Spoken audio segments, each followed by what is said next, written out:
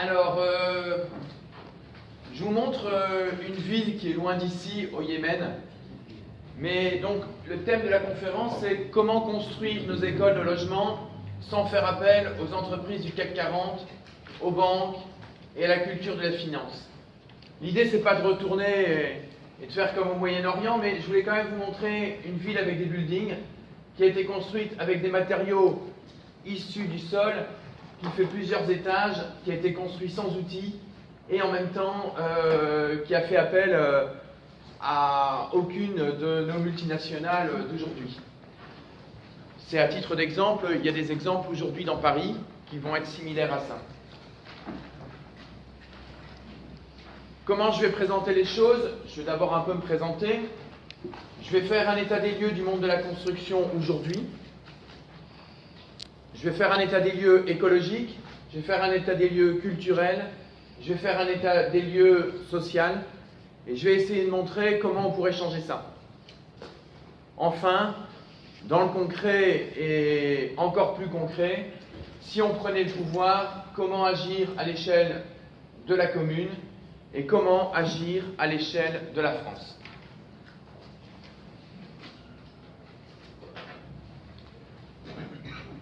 Donc, je vais me présenter. Donc, moi, c'est Michel Philippot. Je fais partie de plusieurs structures. Je fais partie de l'Association nationale de la terre crue, Aster. Je fais partie d'une association qui s'appelle l'ESA, qui essaye de créer un mouvement citoyen pour agir contre le réchauffement climatique en construisant autrement. J'ai des liens avec le réseau français de la construction de la paille, et je suis formateur pro-paille. Et en même temps, on a créé un groupe d'action, Waterpaille, dont il y a plusieurs personnalités là-dedans, et puis j'essaye d'apporter ma petite pierre au livret planification écologique. Et alors là vraiment, j'y suis quasi pas, au livret logement, voilà. Deux mots sur mon histoire, et mon histoire, elle est avec plusieurs autres personnes. Et je vais en profiter pour remercier Emmanuel et mes deux filles qui sont ici, parce que donc on habitait à côté de la plus grosse cimenterie d'Europe, qui brûlait des déchets toxiques. En fait, les incinérateurs ont arrêté en partie, en tout cas, de brûler des déchets, et ça a été confié au privé, aux cimentiers. Et donc je me suis intéressé il y a 15 ans à toute cette thématique-là. Et j'en suis arrivé, après des années, à quitter le lieu où j'habitais, après des combats qui ont été militants et qui se sont même internationalisés. Et nous sommes arrivés dans un village en France, parce que nous étions originaires de Belgique, et on a essayé de créer plutôt quelque chose dans le positif pour comment on pouvait changer le monde de la construction. Et donc je vous donnerai un état des lieux en tout cas du monde de la construction selon Lafarge, Bouygues et Vinci. Je voulais aussi remercier Marie Dano qui est architecte et qui m'a permis de faire le PowerPoint en partie et qui gère pas mal de choses au niveau du GA Waterpaille.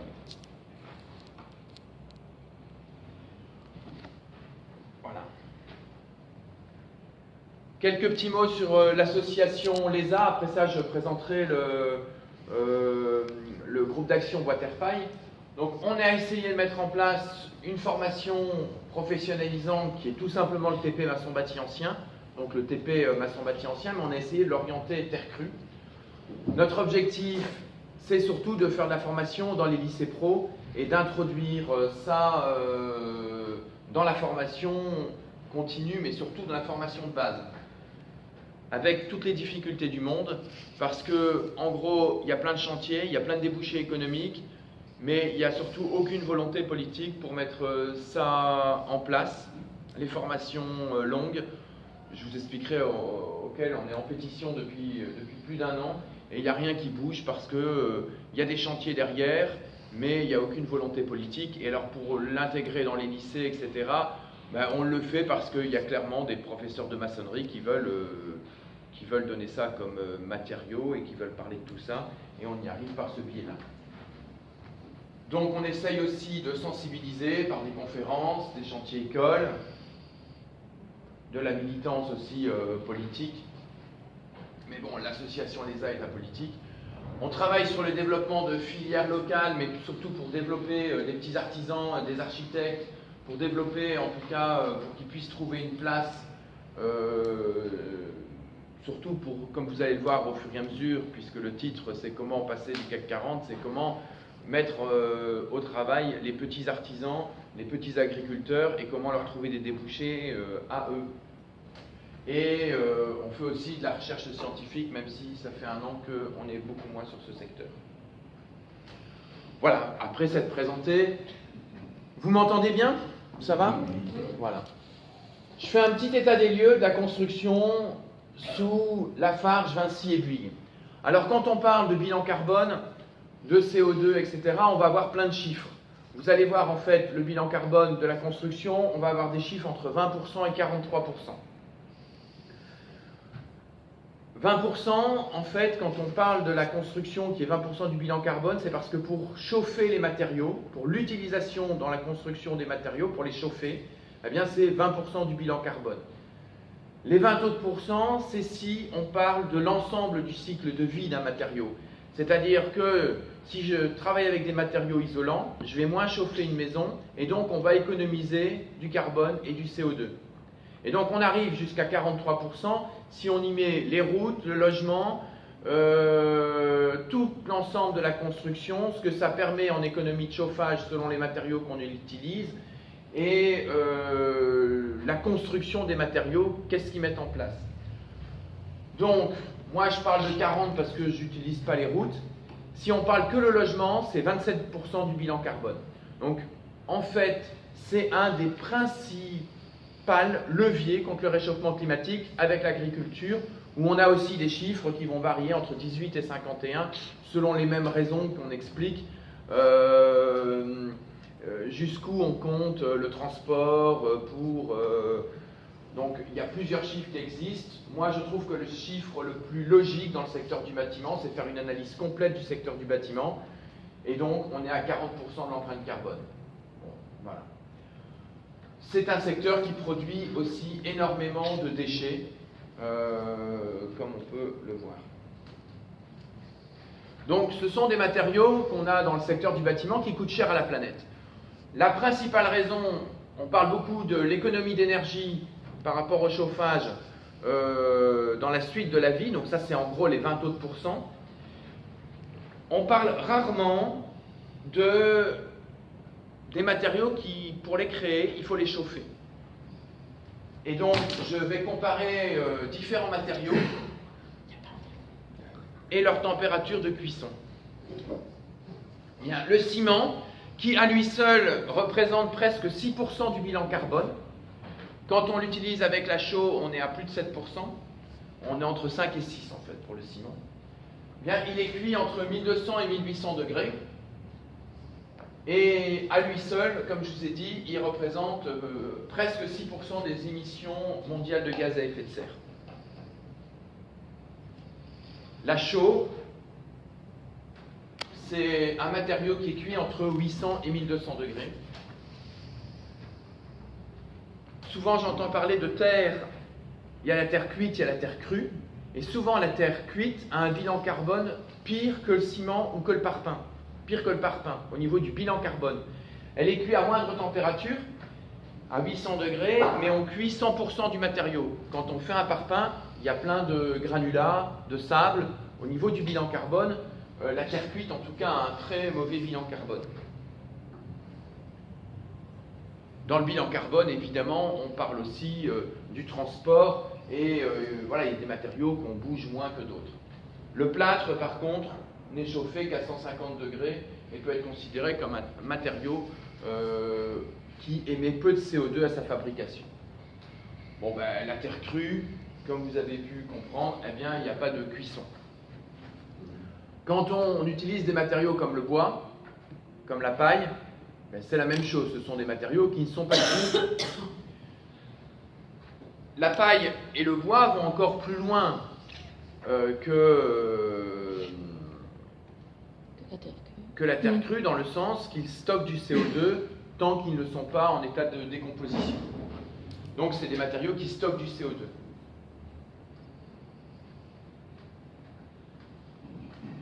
Donc ce qui est intéressant, c'est quand on parle de bilan par rapport à la planète, c'est aussi de faire la somme des ressources énergétiques utilisées pour extraire, transporter, broyer, malaxer, pour toute la vie d'un matériau et jusqu'à la déconstruction et le recyclage de la matière. Souvent, quand on parle d'un matériau, on voit simplement sa capacité d'isolation. Et j'ai pris 3 matériaux, en fait la brique monomure, le parpaing avec de la laine de verre et le terre-paille. Le terre-paille, c'est un mélange de terre et de paille. On peut avoir des performances d'isolation beaucoup plus fortes si on met la paille seule, donc sans la terre. Et donc là, on a en fait une aire identique. C'est une analyse qui avait été faite en Autriche. Et on voit que véritablement, l'efficacité énergétique bien de matériaux comme la terre et la paille elle est vraiment beaucoup plus élevée parce qu'on a moins consommé pour les fabriquer.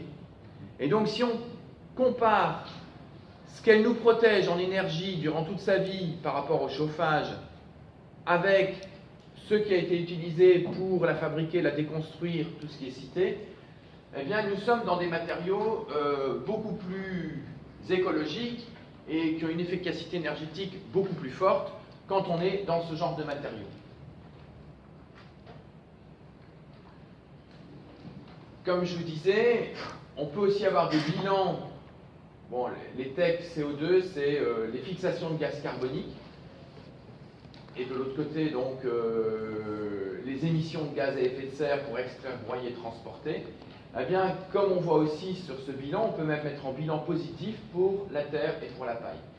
Comme vous avez vu sur le schéma, la brique monomure, qui a été souvent montrée comme un matériau écologique, est souvent parfois pire au niveau du CO2. Je ne dis pas que c'est pour l'entièreté des choses, mais pour le CO2, c'est quelque chose de pire. Au niveau du bilan écologique, le cas du ciment, et vous aurez bientôt un livre qui va sortir par Daniel Simonet sur... vous connaissez certainement Lafarge pour les liens avec Daesh et pour toutes ces choses-là, que vous avez entendu dans la presse, mais le ciment aujourd'hui est véritablement un laboratoire de valorisation des déchets déjà depuis plus de 20 ans. En fait, en gros, pour produire du ciment, le pétrole coûte très cher et en fait, il brûle, sauf au démarrage, énormément de déchets. Ils ont démarré dans les années 80-90 avec des déchets banals, des pneus. Et puis, depuis les années 2000, ils brûlent des déchets dits toxiques et dangereux. Eux vont dire qu'ils font de l'écologie parce qu'ils valorisent des combustibles de substitution. En gros, va se trouver les déchets des bouts de dragage, des incinérateurs et des mâches-fer qui ne sont pas passés, on les brûle. Là, on brûle des carcasses animales, des pneus, toutes sortes de déchets. Depuis le 5 mai 2009, on peut aussi ajouter des substances à faible densité radioactive dans le ciment lui-même. En gros, pour toujours produire moins cher, toujours moins cher et encore moins cher, il faut savoir que les cimentiers sont payés pour brûler des déchets. Donc, évidemment, ça leur permet de diminuer le coût. Le ciment n'est quand même pas gratuit, mais en tout cas, ils pourraient déjà vivre en partie avec ce que leur rapporte l'incinération de déchets. Pour tout dire, les dégâts sur la santé, nous, on s'est intéressé énormément à cette question-là pendant des années, suite à un combat qu'on avait mondialisé sur l'incinération de déchets en cimenterie. Pour tout dire, en fait, les composés organiques volatiles et tout ce qui travaille sur ces sujets-là, eh bien, en fait, ils font mieux que les incinérateurs parce qu'ils chauffent à plus haute température. Par contre, pour tout ce qui est métaux lourds, qui restent, en gros, ils font pire que les incinérateurs parce qu'en brûlant à plus haute température, ils transforment le plomb en Pb2O3, ils transforment le chrome qui va se retrouver dans le ciment en chrome 3 ou en chrome 6. D'abord, vous retrouvez aujourd'hui des retardateurs de chrome hexavalent sur les sacs de ciment. Et il y a d'autres enjeux, mais qui sont très peu étudiés. Voilà. Tout simplement pour faire un état du monde de la construction qui consomme énormément de CO2, qui souvent est bien vu parce qu'il valorise des combustibles de substitution, et donc c'est marqué comme quoi ce sont véritablement des héros de l'écologie parce qu'ils valorisent toutes sortes de déchets. Alors, évidemment, on est contre l'incinération, mais en plus, en cimenterie, ça pose d'autres questions à vous, pas mal d'élus, qui, à mon avis, avaient une sensibilité pour ne pas simplement laisser le privé faire ce que le public faisait dans le temps. Je vais parler de quelques mots sur la terre crue et puis sur la paille, et j'irai assez rapidement là-dessus malgré tout. Bon, la terre crue, c'est quoi? Ben, c'est un matériau universel. Je ne sais pas si vous aviez vu la revue de la semaine numéro 19 de Jean-Luc Mélenchon, mais il expliquait que 50% de l'humanité vivait dans un habitat en terre crue. À l'allure que ça va, on est plutôt à entre 30 et 50 parce que il y a énormément de... Bon, les villes se développent et les villes se développent en béton aujourd'hui de plus en plus. Il y a des constructions en terre crue, en tout cas une des plus longues, c'est la Grande Muraille de Chine. Il y a des parties en terre crue, il y a des parties en pierre, mais il y a une très longue partie en terre crue. Je vous avais montré, parce que c'était symboliquement des villes avec 7-8 étages, vous voyez, même il y a un bâtiment écroulé, mais c'est des villes qui ont plus de 400-500 ans, hein, donc voilà. L'Alhambra de Grenade, en terre crue. Et je vais simplement dire que c'est pas que, comme vous avez vu la carte, vous avez pu voir que c'était pas que dans la partie sud qu'on trouve des bâtiments en terre crue. 15% des Français, aujourd'hui, habitent encore dans une maison en terre. Souvent, on ne les voit pas comme ça. Là, c'est pour les montrer avec la terre. En général, elles sont recouvertes de ciment, avec plein de techniques différentes. Et aujourd'hui, depuis un an, en fait, il y a plein de projets qui renaissent en terre crue. J'ai donné cette formation il y a un an. En un an, les appels d'offres ont été multipliés par 30. Voilà. Moi, j'ai fait de la pub. Voilà. En tout cas... La ville, ça. Alors, il y a eu aussi un événement, c'est qu'autour de Paris, ils évacuaient les boues du Grand Paris, et ça leur coûtait plus cher de déplacer les matériaux que d'en faire des constructions. Et donc, il y a pas mal de projets qui ont émergé à gauche, à droite, liés à cette... Donc, ils ont fait des matériaux sur place. Je parlerai de ça en quelques mots. Il y a tout un ensemble de personnes qui ont voulu travailler sans les multinationales. D'abord, c'était dans leur charte éthique, et qui ont fait une fabrique de matériaux sur place à plus de 6 millions d'euros. Donc, c'est pas un petit artisan local qui a fait ça, mais ils se sont liés à tout plein de personnes. Et ils sont sur... Là, c'est un projet dans Paris, mais aujourd'hui, il y en a plusieurs qui émergent. Celui-là n'a pas encore émergé. Mais en appel d'offres, les assistants à maîtrise d'ouvrage que nous, on connaît, ils avaient un appel par mois. Maintenant, ils ont un appel tous les jours. Ils sont sur le qui-vive parce que ça bouge pas mal. Voilà, je vais vous montrer quelques photos de terre crue. Là, je vais aller beaucoup... Évidemment, la terre crue et les images sur la pluie. En fait, ce qu'il faut savoir, c'est que la terre crue, il y a des argiles, des limons, du sable, des graviers, des cailloux. Et l'objectif, évidemment, c'est de stabiliser cette terre. L'objectif n'est pas de retourner à l'âge de la pierre, à faire des choses anciennes, etc. D'abord, il y aurait déjà plein de choses à dire sur ce qui se faisait anciennement, parce que il y a des choses qui tiennent depuis des milliers d'années déjà aussi anciennement. Et donc, il y a moyen de stabiliser physiquement, en tout cas, les argiles. Il y a moyen de les stabiliser aussi chimiquement. Depuis la nuit des temps, en tout cas, il y avait des recettes millénaires qui ont permis à des constructions en argile de tenir en durabilité. Je vais vous dire qu'aujourd'hui, l'état de la recherche au niveau mécanique, on est assez loin. Au niveau chimique, au niveau de la pluie, et toutes ces choses-là, eh ben, on a encore à évoluer. Le gros problème, j'en parlerai peut-être tout à l'heure une deuxième fois, c'est que la recherche scientifique, comme elle n'est pas portée par des multinationales, c'est extrêmement difficile de la mener. Là, nous, on avait un projet de 2 millions d'euros avec l'ADEME pour essayer de montrer, en fait, il y a eu une analyse de tout plein de recettes dans le monde qui avaient permis de tenir. Alors, pour vous expliquer, c'est au lieu de travailler avec du fumier, on voit aujourd'hui, au niveau de la recherche scientifique, c'est la lignine et la méthylcellulose qui permet de tenir, qui sont des additifs alimentaires qu'on trouve dans la décomposition de la paille et dans la décomposition du foin. Et aujourd'hui, on ne va pas travailler spécialement avec le fumier, avec ces choses-là, et on va essayer de travailler avec les adjuvants qu'on trouve dans l'alimentation, qu'on va mettre directement, et pour des questions d'odeur et des questions de choses ainsi, qu'on va essayer de travailler directement au niveau de la recherche scientifique. Mais le problème, c'est que en fait, les argiles, on a géolocalisé grâce à georisque.fr, ça c'est un peu l'État français qui a géolocalisé toutes les sortes d'argiles qu'on a sur toutes les parcelles.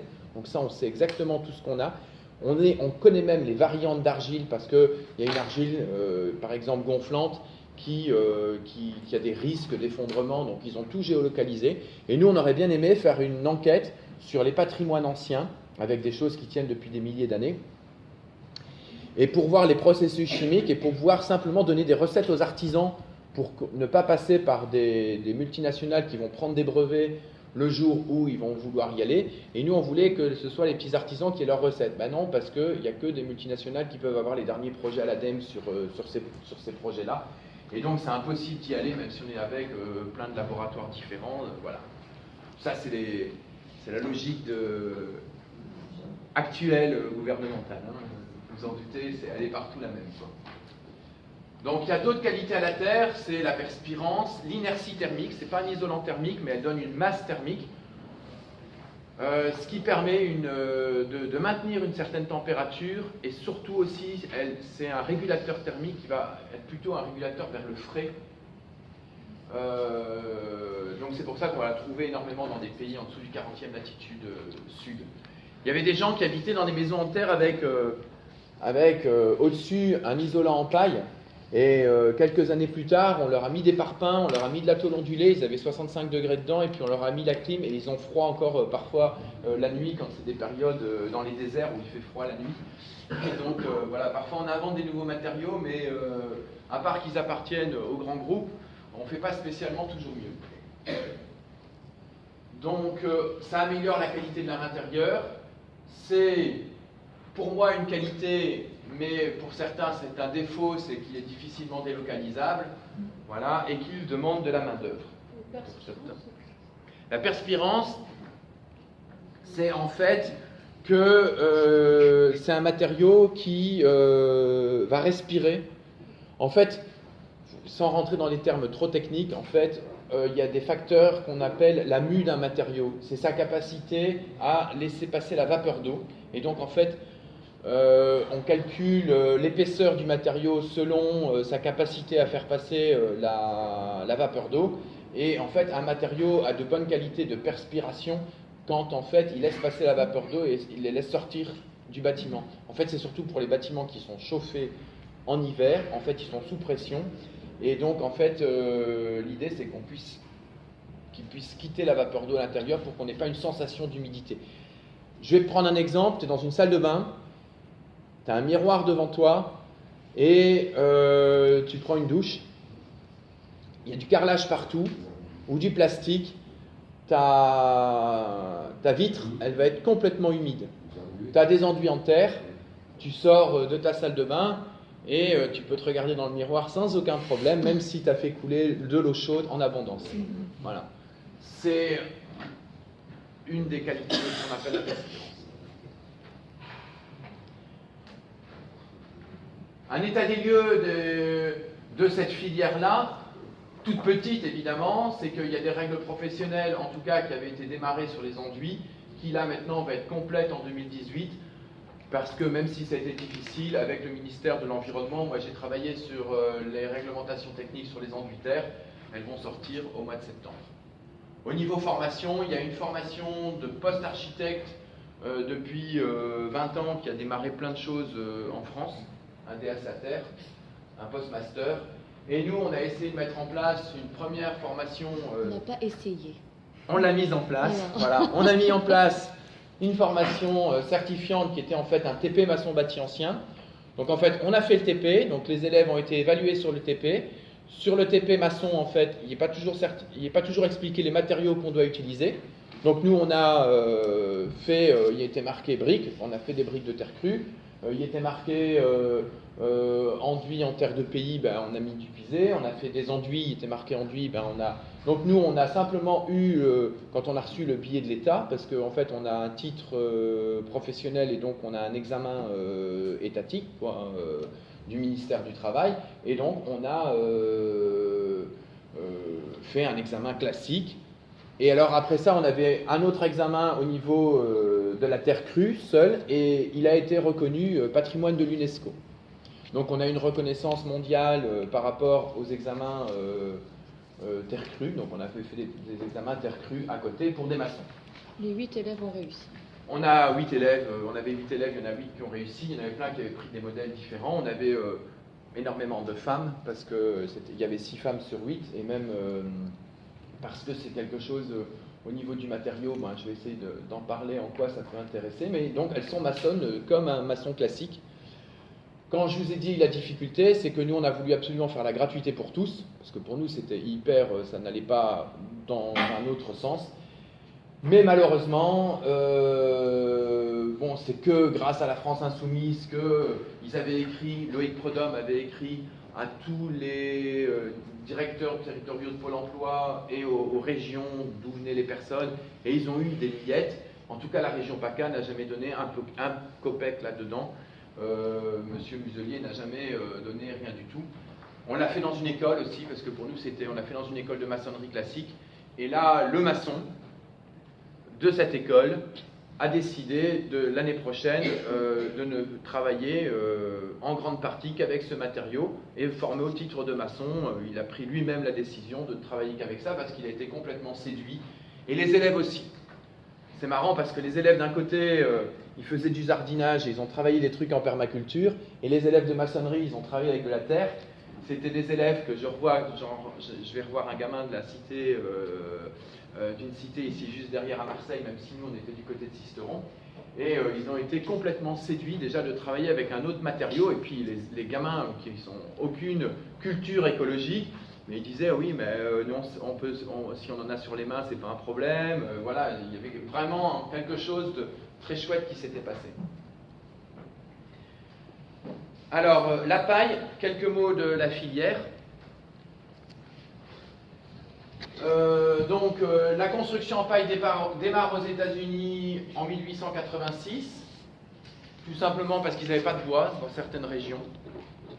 Et en France, qui a été vraiment à l'origine de la construction en paille, la maison Feuillec, en fait un ingénieur qui a construit 3 maisons ainsi.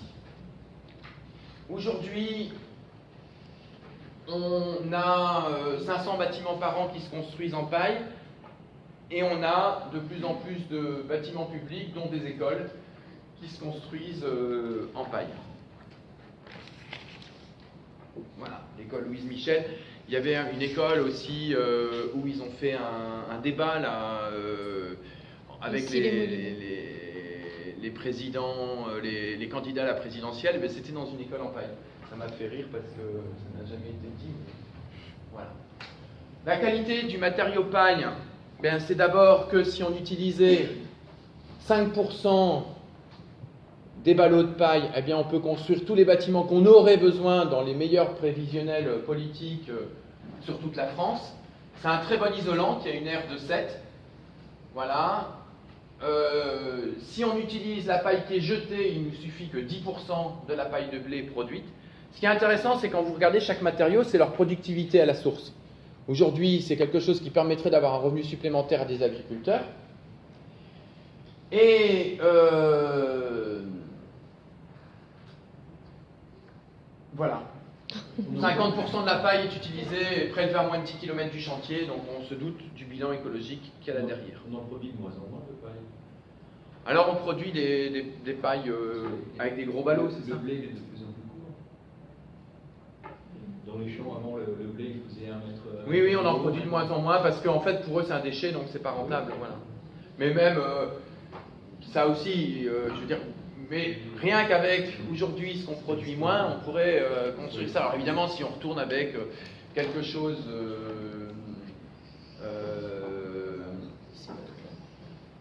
si on retourne avec des variétés anciennes, etc., on en produira plus.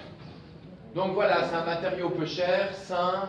Je vais passer un peu sur qu'il y a des tests au feu qui montrent qu'il n'y a aucun problème au niveau du feu. Et les règles professionnelles qui existent depuis 2012 font simplement des régulations par rapport à l'humidité, au feu, à l'air, etc. La filière, eh bien, elle a des réglementations professionnelles depuis 2011. Bon, et pour le moment, on est à plus de 500 constructions nouvelles par an. Voilà. Donc j'ai vu l'urgence écologique d'un monde où on utilise 40% du bilan carbone et qu'on pourrait faire avec quelque chose qui est complètement différent. Un changement culturel, bon, jusqu'à présent je suis toujours dans ce que je disais l'année passée, le capitalisme est entré dans nos papilles, a fasciné nos cocons pour y fabriquer nos enfants, il s'est immiscé dans nos relations, notre vivre ensemble et notre façon d'organiser la santé, la cité. Et l'idée, c'est qu'on n'aura pas de changement politique si on ne change pas la matrice de production, si on ne fait pas une révolution culturelle et qu'on n'a pas un changement dans l'habitat et dans la manière de vivre. La culture de Lafarge dans le bâtiment aujourd'hui, c'est quoi? Un monde entièrement masculin, de mecs. Je ne vous ai pas dit, demain, c'est aussi les Lafarge, les Bouygues et les Vinci qui vont avoir le secteur de la formation en main. Aujourd'hui, c'est les régions, demain, c'est eux qui auront le secteur de la formation.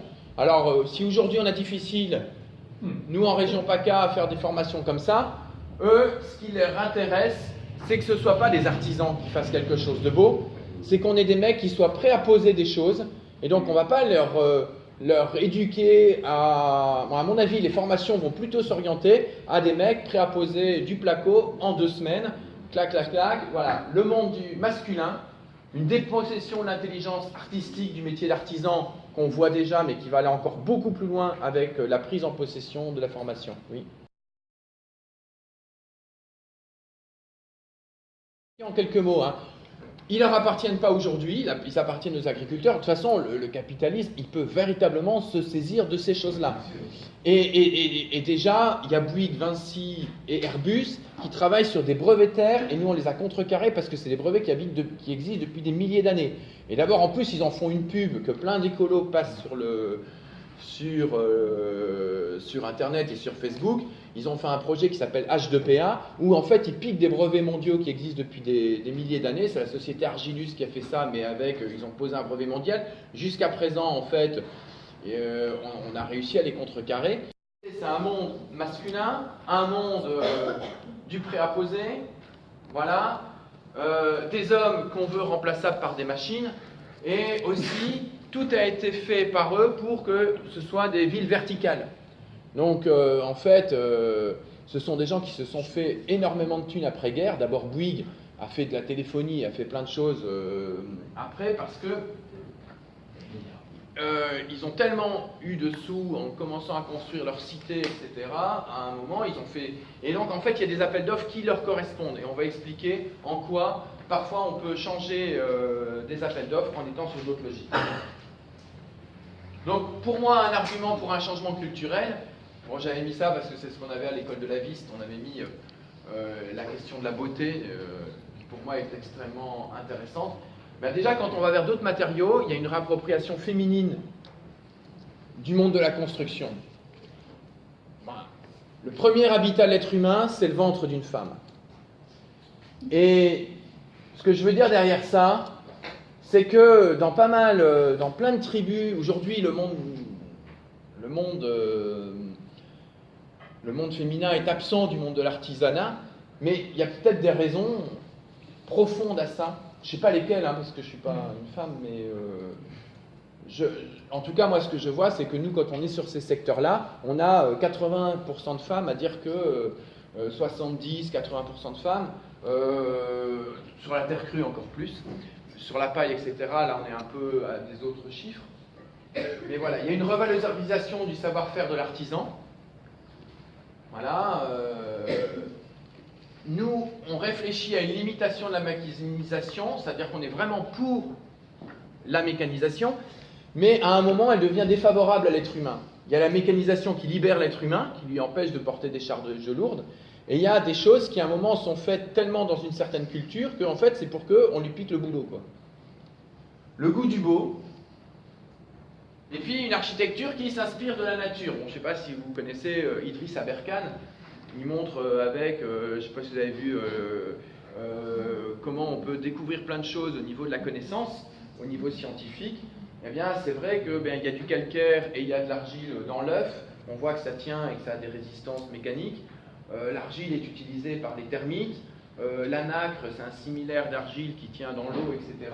Donc, il y a plein de recherches scientifiques pour... Je pense que regarder le monde de la nature, c'est quelque chose d'intéressant pour aller plus loin dans nos recherches scientifiques, pour aller plus loin dans les dépassements.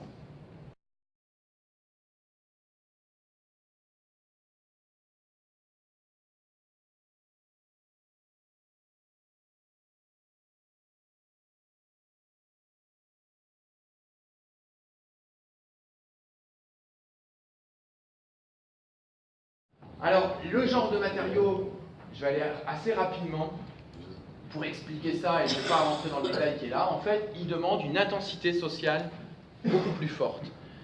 Quand on travaille avec des matériaux, en fait, qu'est-ce que cherche une multinationale quand elle travaille avec des matériaux? Elle ne cherche pas sur le coût du matériau. Nous, le coût de la terre, le coût de la paille, il est à zéro, quoi. Elle, ce qu'elle essaie, c'est de mécaniser jusqu'à un certain point où le travail humain va être le moins cher possible. Et nous, en fait, dans ces matériaux, on a des matériaux à forte intensité sociale. Ça veut dire que, en gros, ça a tendance, à prix égal, à donner plus de boulot à l'être humain qu'à l'achat du matériau. La tonne de terre, si on l'escave et si on la prend sur place, elle va revenir à rien, quoi. Le ballot de paille, même si on le paye bien l'artisan, il va être plus concurrentiel que n'importe quel produit, quoi. Et donc, en fait, mais par contre, on est à des bâtiments qui sont au même prix parce que l'intensité sociale, elle est plus forte parce qu'il faut plus de main-d'œuvre. Bon, je vais assez rapidement là-dessus. Mais je voulais... Oui, vas-y. Il faut plus de personnes pour le construire. Est-ce que vous pouvez donner des exemples sur combien de personnes nécessaires et le travail réellement ensuite de la terre? Si je rentre là-dedans, je ne vais pas arriver à la fin de ma conférence. Par contre, je veux bien prendre un temps avec toi à la fin. Ça ne t'embête pas, désolé, c'est... 10h30.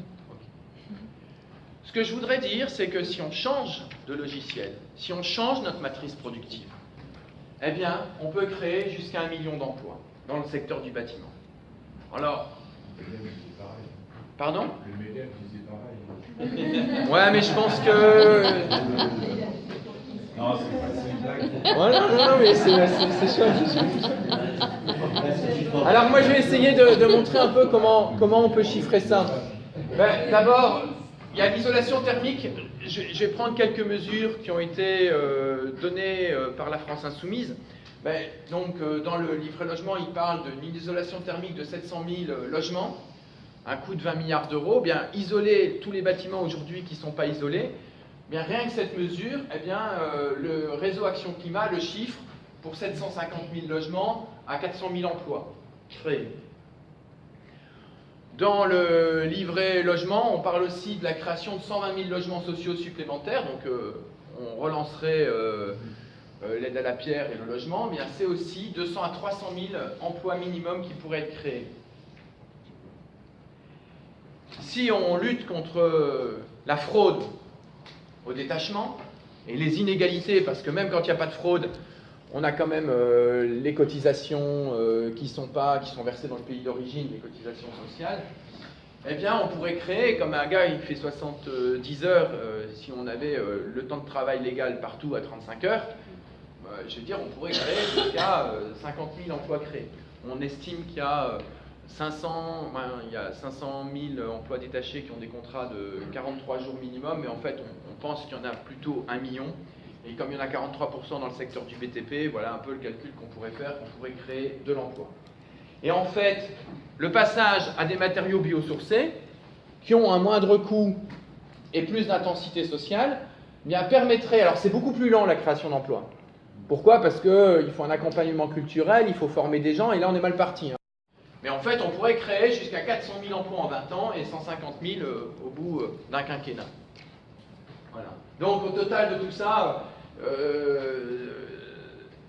vous y voyez une logique à mon avis qui va un peu plus loin que celle du... Je ne sais pas si le MEDEF avait été dans les détails aussi forts. Bon. Et si on prenait le pouvoir, et si on les dégageait, les oligarques qui tiennent comme ça le pouvoir dans le bâtiment? En plus, je ne sais pas si vous savez, mais en fait, ils font la coordination, les multinationales, ils travaillent avec de la sous-traitance, et eux, ils sont payés que sur la coordination. Et donc, on va essayer de voir au niveau de notre commune comment on peut changer les choses dans le concret, et puis au niveau de la France, si on est au pouvoir. Alors, il y a des choses qu'on pourra faire au niveau de la commune, qu'on ne pourra peut-être pas faire si toute la France n'a pas décidé d'aller vers ces orientations-là. Alors c'est ce qu'on travaille au niveau d'un groupe d'action qui s'appelle Bois Terre Paille, où il y en a plusieurs, je vois quelques têtes qui y sont.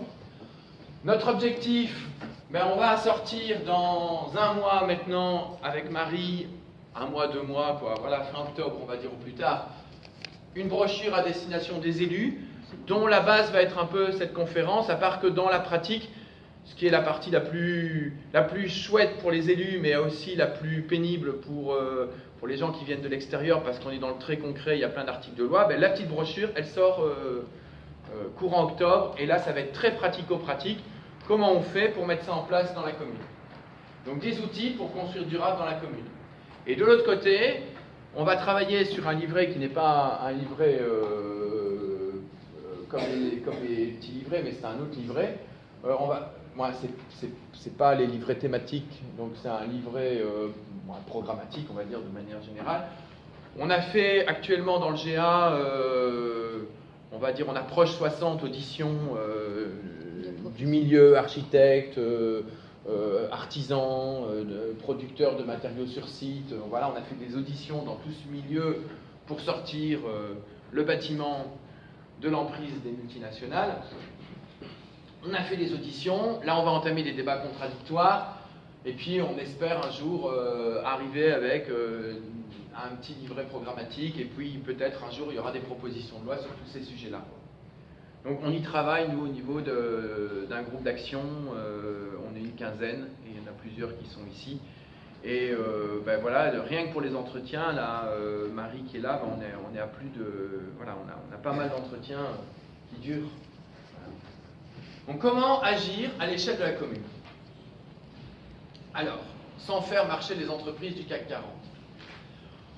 Bon, je vais prendre mon petit papier en plus, parce que, surtout pour les réponses aux questions, ça va être plus facile. Voilà, bien, comment d'abord travailler avec des matériaux qui n'appartiennent pas aux multinationales? Quand vous prenez de la terre, c'est la terre qui est là sur un site, donc normalement elle est gratuite, donc c'est de la terre d'excavation, etc. Quand vous travaillez de la paille, aujourd'hui vous travaillez avec des agriculteurs.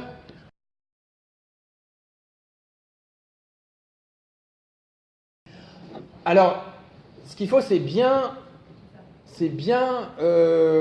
pour qu'on ne rentre pas dans la loi de concurrence déloyale et non faussée. Donc on ne peut pas dire, moi je veux travailler qu'avec des petites entreprises locales. On ne peut pas le faire.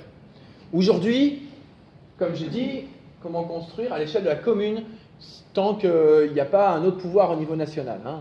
Le jour où il y a d'autres pouvoirs au niveau national qui à un moment rentrent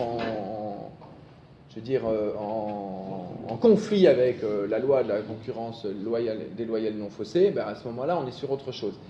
Donc, il faut travailler fin, mais il y a moyen, et je vais vous donner plein de petites astuces pour pouvoir se passer d'eux. C'est les emmerder à toutes les entournures. C'est déjà leur dire que nous, sur le travail détaché, on va aller bien vérifier tout ça, quoi. Hein, voilà. Et donc, déjà, la fraude, eux, ils vivent que de ça. Là, comme je l'ai dit, dans les cahiers des charges, nous, en fait, on essaye de travailler avec des assistants à maîtrise d'ouvrage qui ont parfois signé des cahiers des charges comme quoi ils ne travailleront jamais, eux, avec des multinationales, ce qu'eux peuvent faire. Et donc, si vous travaillez avec eux, ben, ils vont vous donner tous les tours et ficelles, tous les trucs, en tout cas, pour avoir à la fois des matériaux écologiques. Déjà, ça les embête, hein, parce que ce genre de matériaux-là, c'est pas des trucs qui les intéressent plus que ça. Donc voilà, c'est pour moi s'entourer d'assistants à la maîtrise d'ouvrage au tout départ d'un gros projet pour orienter vraiment, pour essayer de se passer d'eux par la suite. Mais je vais donner plein de solutions de se passer d'eux là sur la question écologique, mais je vais en donner d'autres par la suite. Moi, je veux juste Oui, vas-y. une toute petite remarque par Oui, oui, rapport vas-y. à maîtriser la rédaction des PMU. Nous, maintenant, je pense qu'il y a plein de communes, c'est pareil, on n'a plus la maîtrise de la rédaction des PMU, c'est passé à l'aglo. C'est PLUI maintenant, ça s'appelle PLUI maintenant, intercommune. Et voilà. Donc ça, Ouais. Mais vous avez toujours, sur la construction des bâtiments, là vous pouvez agir. Oui. Les clauses techniques, vous les emmerdez avec des agencements de villes horizontales. Il y a un monsieur qui s'appelle Albert Lassala qui a travaillé sur ces choses-là et je pense qu'il y a vraiment des choses intéressantes. Il fait partie du livret logement et moi j'ai trouvé qu'il y avait des choses très intéressantes. Bon, retrouver le bout du beau, ben, c'est pas tout à fait le fort des grosses entreprises du CAC 40. Et aussi faire des passerelles. Moi je pense que la révolution culturelle elle se fera en faisant dialoguer le petit artisanat, le monde de l'autoconstruction, l'auto-organisation, en revalorisant l'artisanat et la place du féminin au cœur de l'acte de bâtir. Dès que vous travaillez avec des modèles de construction qui auront besoin à un moment de quelque chose d'artisanal, eh bien, ça va être beaucoup plus difficile pour eux. Qu'est-ce que je voulais dire derrière ça? C'est que, évidemment, nous, après ça, on va se retrouver, tant qu'on n'est pas au pouvoir au niveau national, avec des questions de coûts. Parce que retravailler vers des choses un peu plus belles, etc., ben, ça va être... On va se retrouver avec des questions de coûts. Et là, je vais aussi vous donner plusieurs pistes sur lesquelles on peut aller pour essayer de diminuer les coûts dans une logique qui est autre. À l'échelle de la commune, alors aussi, là, évidemment, nous, ce qu'on veut, c'est revoir l'aide à la pierre, on sait tout ça, mais ça, c'est au niveau national. Hein, raviver la caisse des dépôts, avoir évidemment tout ce qu'il faut en subvention pour pouvoir créer du logement social, et donc ça, c'est ce qu'on veut au niveau, j'ai montré tout à l'heure la mesure qui crée le plus d'emplois, c'est de recréer 120 000 logements sociaux par an. Aujourd'hui, vous êtes une commune, à un moment, on vous dit, ah non, on peut plus, vous avez des vivres à un moment qui sont limités au niveau du budget de la construction sociale, et c'est des pistes parmi d'autres c'est de travailler sur les organismes fonciers solidaires. Ça vaut ce que ça vaut, c'est des choses qui existent aujourd'hui. En tout cas, ça permet de limiter la spéculation immobilière. Je ne sais pas s'il y en a certains qui connaissent un peu. En tout cas, à Nantes, il y a des gens dans les Insoumis qui ont pas mal développé des choses comme ça. Ce n'est pas la panacée universelle, hein, c'est simplement parce que nous, voilà. Mais en tout cas, il y a des pistes là derrière, en tout cas pour empêcher la spéculation dans les villes. Autre chose, comme je disais, comment essayer d'empêcher d'avoir les multinationales derrière, c'est de faire attention à l'allotissement des marchés. Si vous sélectionnez entreprise générale, évidemment vous aurez moins de boulot, mais vous allez avoir une grosse entreprise générale qui va tout coordonner. Et en général, les gros de la construction, ils se barrent quand les appels d'offres sont corps d'état séparés ou macro-lots. Qu'est-ce qui se passe en fait? Eux, quand c'est entreprise générale, ils prennent le marché et ils font de la coordination et eux, ils sous-traitent et au moins cher, et comme leurs amis sous-traitants, comme ils doivent aller au moins cher, eh bien ils vont vers du travail détaché. Une logique travail détaché qui est en énorme augmentation dans le bâtiment. Et comme ça, on fait du dumping pour avoir le moins cher et qui peut faire le moins cher, voilà. Une des idées aussi, et là, normalement, il y avait Pierre-Emmanuel Loiret qui était sur pas mal de projets à Paris. En fait, je vous l'ai expliqué en quelques mots, il y a moyen de travailler sur des process de production de matériaux sur site. Et donc, il existe des des entreprises qui produisent des matériaux sur site et qui ont refusé, bon, là c'est le cas de la fabrique, de travailler avec personne qui ferait partie du CAC 40 et même avec des gros industriels de certaines logiques. Donc voilà, ça c'est une piste supplémentaire de regarder l'allotissement des marchés. Et donc c'est le projet Cycle Terre qui travaille avec les bouts escavés, mais eux, ils ont travaillé entre eux à la production de matériaux sans aucune multinationale. Et bon, normalement, Pierre-Emmanuel Loiret, j'avais demandé de venir. Mais donc, en fait, ils travaillent tout en open source, tout ce qu'ils trouvent. Ils sont 12 partenaires et ils ont une charte commune pour ne jamais s'associer à des grands groupes industriels. Et il y en a plusieurs qui commencent à faire ce genre de démarche. Oui, Cycle Terre, la fabrique. Voilà. Alors en dernier recours, comme je disais, ah oui, vraiment c'est important, la loi du 1er juillet 2017 sur les travailleurs détachés, en fait je vous disais que le plus gros problème c'était la fraude. Si vous appliquez l'information des obligations du maître d'ouvrage, normalement, donc d'afficher les informations sur la réglementation française du droit au travail détaché, si vous appliquez la durée du travail, le salaire minimum, la loi sur les hébergements, la prévention des chutes, si vous l'affichez dans les vestiaires et que vous le traduisez dans la langue, par exemple, vous avez des travailleurs bulgares qui viennent en travailleurs détachés, ou si déjà vous prévenez en amont dans la note de prescription que vous allez être très attentif à ce genre de choses, qui est simplement la légalisation, eh bien vous allez les faire fuir en grande partie. Ils vont se dire, oh là là, c'est une mairie, on va avoir que des problèmes, parce que nous, c'est leur vivier, hein, c'est comme ça qu'ils vivent. Hein, ils vivent en faisant venir du dumping social, et donc si vous, voilà, vous n'avez pas pris entreprise générale, vous avez travaillé avec un projet architectural qui n'est pas qu'un seul bâtiment vertical, vous travaillez et vous avez mis des prescriptions avec des matériaux crus à faible énergie grise, voilà, eh bien, et qu'en plus vous leur enlevez ce qui peut leur permettre d'avoir plein d'argent, eh bien, à un moment, ils vont se barrer. Dernier recours, parce que,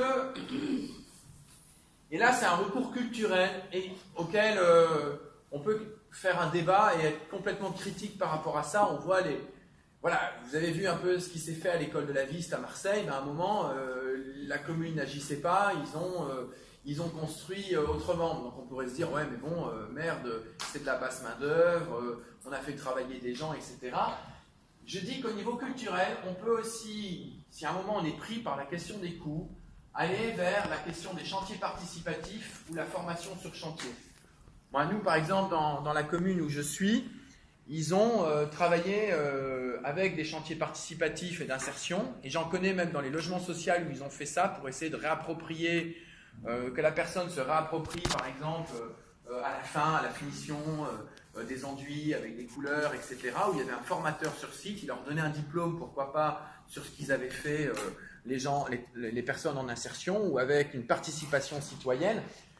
Alors, évidemment, c'est du modèle peut-être de court terme ou quoi, mais je pense que mêler ces choses-là, dans un premier temps, évidemment, l'objectif, si parfois vous êtes ric-rac sur des coups, ben vous augmentez des capacités de réflexion culturelle sur ces sujets-là, et moi je pense qu'il y a des pistes qui peuvent être intéressantes là-dedans, même si on peut y trouver toute la critique que, voilà, c'est pas les citoyens à faire le boulot de ce qui n'est pas mis en place, mais tant qu'aujourd'hui on n'est pas au pouvoir au niveau de la France, où vraiment on peut agir avec des réglementations qui sortent d'une logique qui nous est imposée, et qu'on a besoin énormément de formation sur ces sujets-là, profiter d'une formation de chantier participatif avec les gens du village, avec diplôme à la fin, etc. Moi je pense que ça peut être des pistes.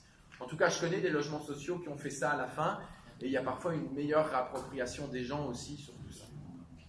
Bon, voilà, on voit bien les limites de tout ça, mais voilà. Et si on prenait le pouvoir? Je dois finir à 11h, alors je... Et 11h. Bon, je finis en 5 minutes si on prenait le pouvoir, parce que je vais avoir Gabriel qui va débarquer. Alors, d'abord, dans les livrets sur la planification écologique, eh bien, on trouvait déjà le développement des filières d'écomatériaux adaptées à chaque territoire. Un des grands enjeux, c'est empêcher la brevetisation des matériaux, donc au niveau écologique, biosourcés et géosourcés. C'est ce qui est en train de faire aujourd'hui avec toutes les, comme le fait dans le monde de l'agrobiologie, etc. Vous vous souvenez de Jean-Luc Mélenchon qui prenait le bouquin Bâtir en terre? Eh bien, il y a Bouygues, Vinci et Lafarge qui ont agrandi une photo où il y avait un petit adjuvant naturel qu'ils avaient mis, et eux, voilà, ils font un brevet mondial là-dessus. Nous, on travaille qu'en open source, et notre objectif, c'est avec plein de trucs le fait qu'on travaille en open source, c'est d'empêcher que des gens puissent brevetiser sur des choses qui ont été actées en open source par par exemple des enveloppes solo ou des choses comme ça. Donc travailler sur empêcher la brevetisation.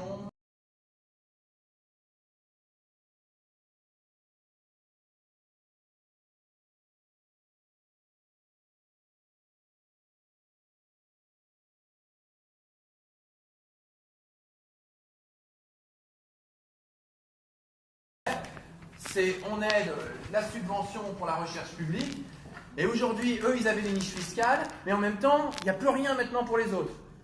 Donc, ils ont les niches fiscales, ils ont les subventions, ils ont tout. Une association qui veut travailler sur ces trucs-là, en tout cas dans les derniers projets d'ADEME, c'est impossible. Même si on prouve qu'il va y avoir des sorties d'emploi après, qu'il y a tout le bazar, quoi. Donc, c'est évidemment rechanger toute cette dynamique-là. Alors évidemment, si on est au pouvoir, à ce moment-là, ça c'est plutôt le livret logement qui doit le faire.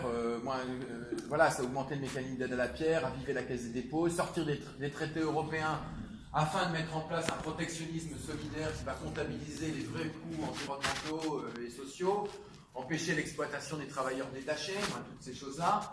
Et puis toutes les mesures que je vous avais dit, développer massivement un logement public social de qualité. Voilà. Dans le livret logement, on parlait déjà de la paille, de la terre crue et du bois, et dans le livret planification écologique aussi. J'ai fini le truc. Tout simplement, si vous avez l'occasion de... Ah mais j'ai pas le lien ici. Et il y a une pétition qui est en ligne sur